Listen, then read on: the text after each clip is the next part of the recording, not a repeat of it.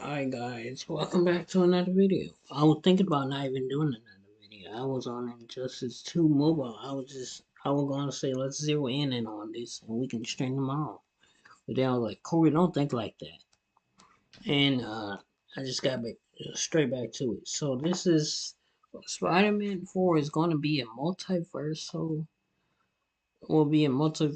movie and I'm worried. Let's see what they Please don't let Sony get involved. There's nothing I want less than to see Sony ruin this movie.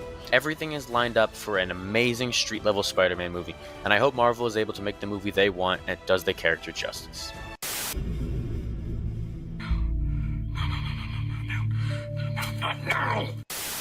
Yes, you unfortunately read that right. According to insider Daniel RPK, Spider-Man 4 will likely release in between Avengers Doomsday and Secret Wars in 2026, being a multiverse film set on Battleworld. As much as I'm praying that he's wrong, 78% of Daniel's scoops have turned out to be true in the past, so it's better that we skip through the 5 stages of grief right to acceptance. Just let me get this out of my system first.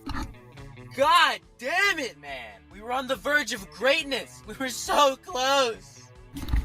Okay, now that that's out of the way, let's talk business. At this point, we really don't know the extent of how much the movie is going to rely on the multiverse. Honestly, I may be overreacting and this could all still change. There's a chance things aren't set in stone, but as it stands right now, Spider-Man 4 will be a multiverse movie. And let me tell you, that is really disappointing. No Way Home has one of my favorite endings in any comic book movie, hell, maybe any movie in general. Seeing Peter make the hardest sacrifice possible and lose the life he always dreamed of along with all of his friends was beautifully tragic and perfectly fit the character of Spider-Man. It was this grand crescendo that tied together the themes of responsibility that ran throughout this trilogy in an earth-shattering way for Peter. The status quo was set to change in a big way as he was left on his own for the first time in his life. No Aunt May to lean on, no Stark money to fund Spider-Man. It was up to him to live up to his great responsibility. The end of No Way Home promised a more traditional and stripped-back Spider-Man, back to his roots as a poor, street-level hero sticking up for the little guy. So what if Sony just came in and ripped that all up in favor of more multiversal nostalgia? Wouldn't that be great?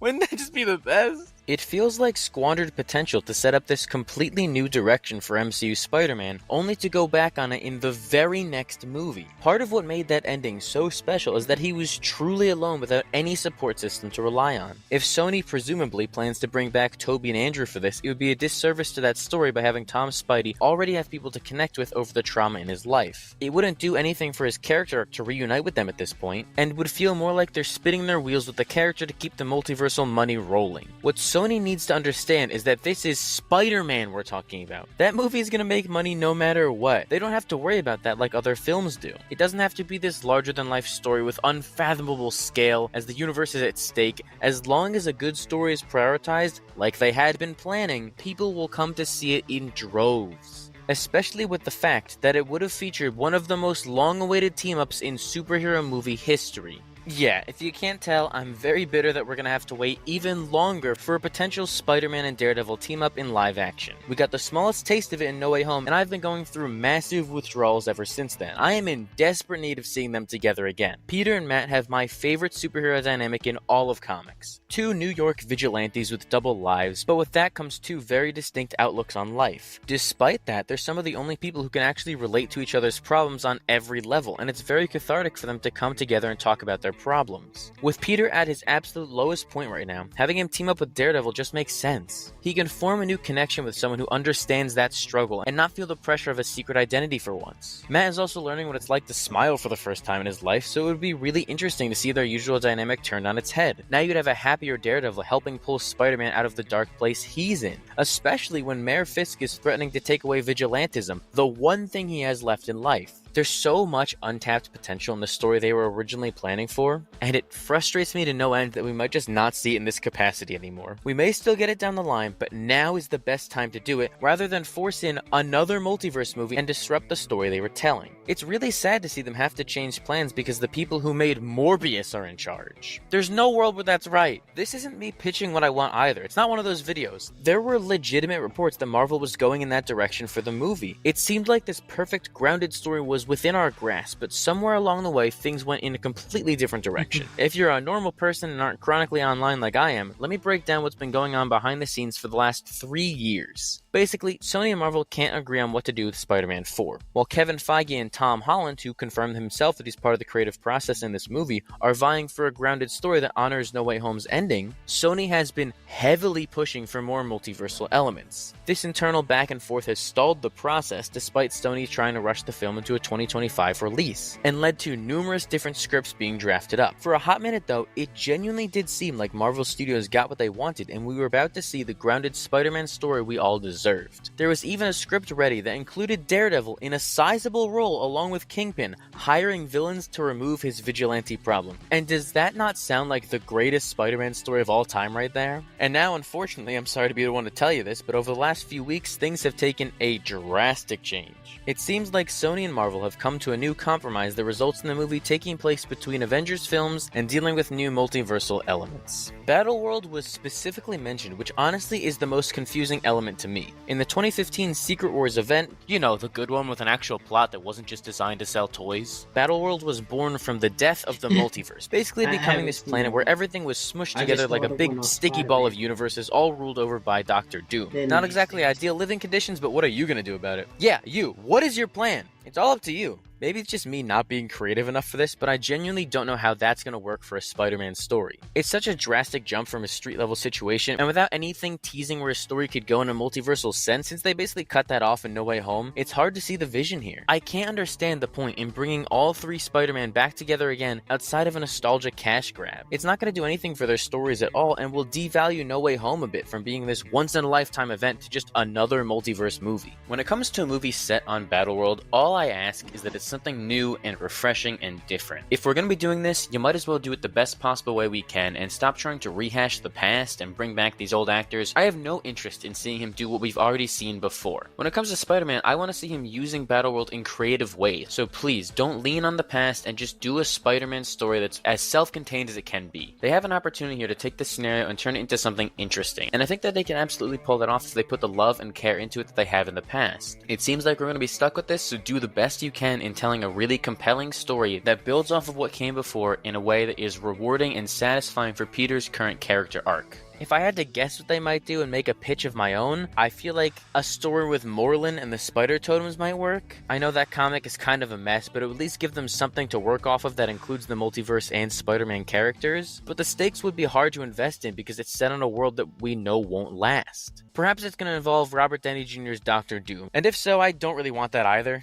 It feels wrong that Doctor Doom has more of a relationship with Spider-Man than Reed Richards in the MCU, so I don't really want to see that happen at all. It makes sense that they'll probably have an interaction in Secret Wars together, but I want Peter to just not care about him at all. He needs to just be angry that this man is using his mentor's face and let that vengeance out. I don't want to see him go back to going, oh, Mr. Stark, please, Mr. Stark. No, this is a changed man with vengeance in his eyes. But when it comes to RDJ's Doom, I'm still really conflicted on that version of the character and leaning more towards dreading it at this point, but I guess there's a story to tell there. If you have any ideas for what you think they'll do with Battleworld, please let me know, because I need some kind of context and understanding before I can properly have an opinion on this. And if it has anything to do with introducing the Spum characters into the MCU, they can keep it, because there's nothing I want less than that. For my money, the Sony Spider-Man villain movies are part of the least interesting comic book movie universe out there. Besides Venom, who isn't even living up to his full potential, it's been flooded with characters who have been done dirty in the most boring possible way. From whatever Morbius was, to Madam Web's poorly edited Nightmare, to the upcoming animal-loving Kraven movie,